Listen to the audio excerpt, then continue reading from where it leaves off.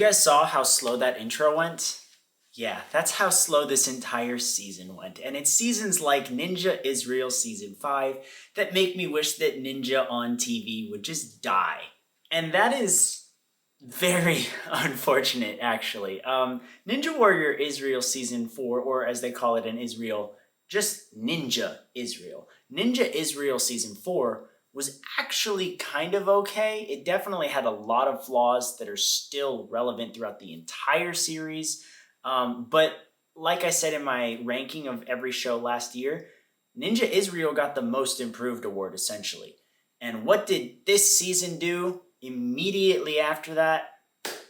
Go right back to garbage. So for those of you who have never watched a single episode of Ninja Israel, good for you. Let me explain how it goes. They'll take about 6 minutes to actually get to any competitors. And when I say get to any competitors, I mean get to their fluff pieces. Their fluff pieces consist of about 5 to 6 minutes of interviews, and there's about 3 or 4 different interviews, including an interview at the start line. There's 5 hosts. They don't need 5. They barely need 3.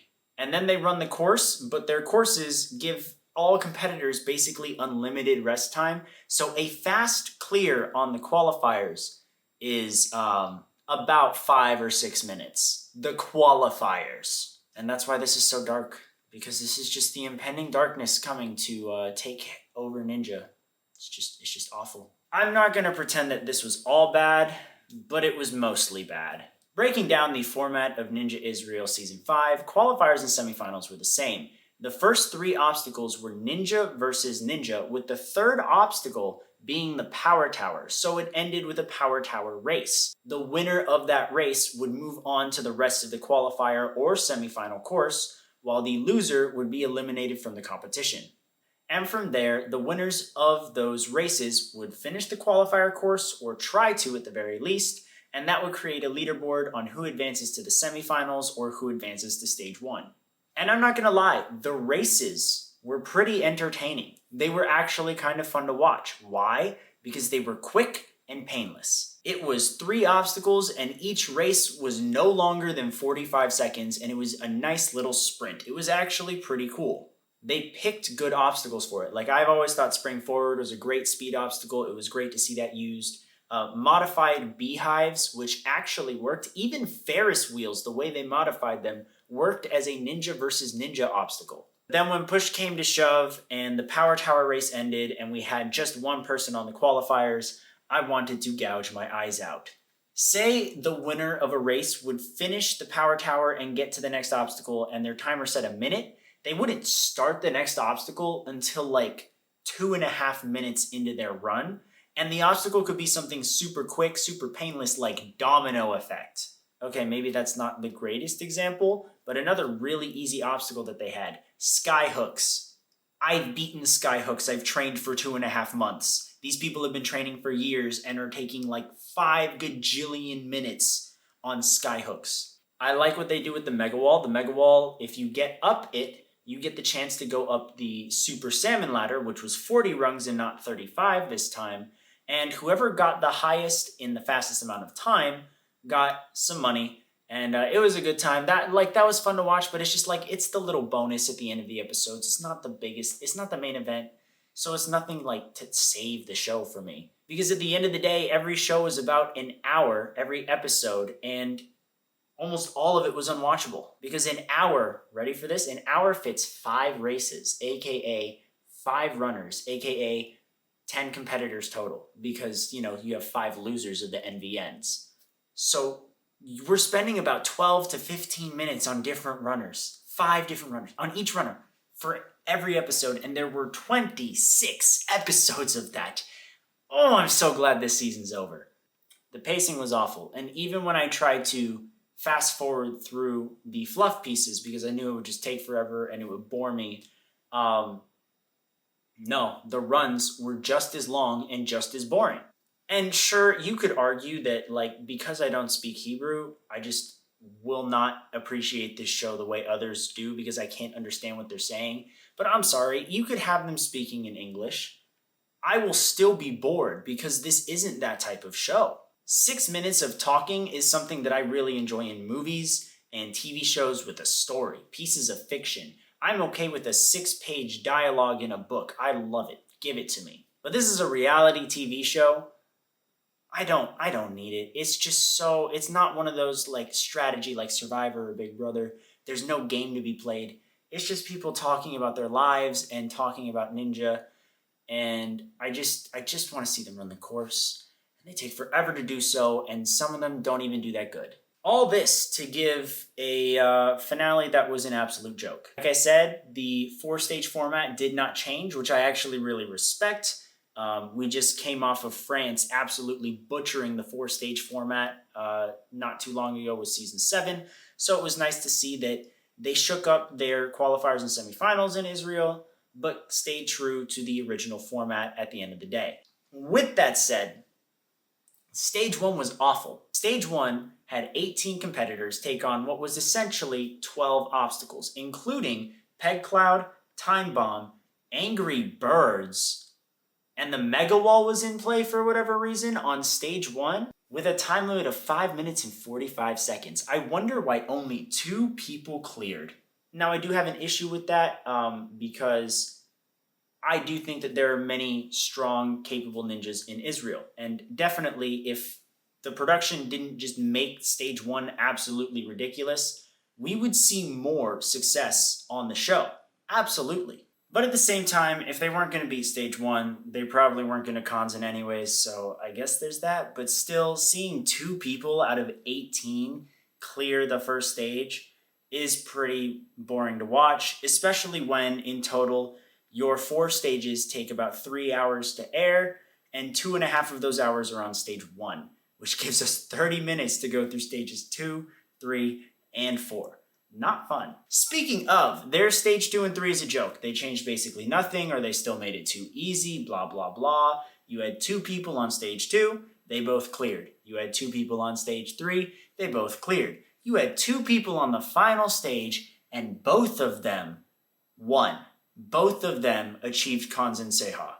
For one, congrats to them both, because there's some interesting stats here. Schneor is now the youngest person to achieve Kanzen Seiha at 16 years old, minus Sasuke Jr., which was literally a kid's show. So, like, for an adult show, Schneor is now the youngest, and he has that record, and it will probably not be beaten now that teens in the United States are pretty much in that 17 to 18-year-old range. Yogev Malka became the second person ever to get Kanzen Seiha back-to-back. He did it last year. He didn't get the money. He did it this year, and now he gets the money. And he did it in a ridiculously fast time, and that's awesome. But, of course, we've got our gripes. For one, it should not be that easy. Simple enough. They should have changed it. They should have buffed the rope. Yogev already beat it last year. They changed absolutely nothing, and he just did it even faster this time. And it's one of those things where you can tell that the show wants higher ratings, so they're almost guaranteeing a winner. They're promising it to the audience. And that's essentially what happened. And it was cool to see Yogev get it. He totally earned it. But at the same time, it just kind of cheapens it a little, in my opinion, if your last 3 stages, your last 3 rounds of competition, no one fails them. They're a joke. Even last year, we had 3 people clear Stage 1, and all 3 of them made it to the final stage, and 2 of them won. So they need to do better with that. The other thing that bothers me, of course, is, once again, Israel's impossibility to be factually correct with what's going on in the ninja world. This is not something that only Israel is guilty of. There are so many countries who get so many facts wrong about everything. And let's just make this clear. Kunoichi is canon. I don't care what anyone else says. I don't care if you add Viking into the canon of Ninja Warrior or not. I personally don't care for Viking in that regard. It's like spin-off, whatever, cousin show, kind of canon, whatever. But, like, you gotta count Kunoichi, Women of Ninja Warrior, as it was called, as it was dubbed, and as it was popularized in the West. It was under the Ninja Warrior name. Give it some respect. And I say that because Ninja Israel spent so much time saying, no country in the world has ever had a champion in back-to-back tournaments. False. Kunoichi did it first. Ayako Miyake did it 3 times in a row. You want a record? Get it 4 times in a row. Make your course so easy that Yogev just blitzes it 4 times in a row. Why not? They also had the invisible ladder and they were trying to show like other people using it. And I'm not sure, this is a maybe, but they used footage of Australian Ninja Warrior. I hope they didn't say that it was from Australia, because it's not. But I don't know that one, so whatever. I don't speak the language, so I'm not going to accuse them of that one. What they are guilty of is having the Angry Birds on stage 1 and then saying this is the obstacle that no American has beaten. Has an American beaten Angry Birds on the show? No. No, they have not. However, their Angry Birds in Israel did not have that reverse grab that caused so many Americans to fall. In the end, only 2 Israeli ninjas beat the Angry Birds, and they're trying to say that they've outdone the Americans when the hardest move on the obstacle is not even there. Things like that, it gets under my skin. As a fan of Ninja Warrior around the world, I just wish there was some consistency. I almost want to be hired to just give everyone proper facts. Proper facts, it's okay. But even beyond that, like I said, Ninja Israel Season 5 was just really hard to watch. And the unfortunate thing is, it will be back for Season 6 because it is wildly popular in Israel for whatever reason.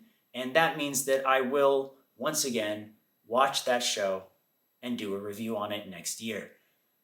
Yay.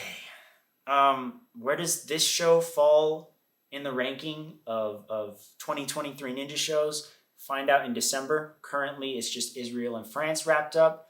But next week, Poland's wrapping up. The week after that, Super Ninja's wrapping up. So we'll have 4 Ninja shows to compare. And then coming down the line, we have A&W, Ninja Warrior Germany, probably another season in Poland, and Sasuke. So 8 shows to rank. You'll find out where Israel falls on that list in December. Thank you so much for watching, guys. Subscribe if you want to see the death of Ninja in real time. Thank you very much. Go watch Ninja Leagues because they're the only good things in Ninja left. Please, go watch Ninja Leagues. Please.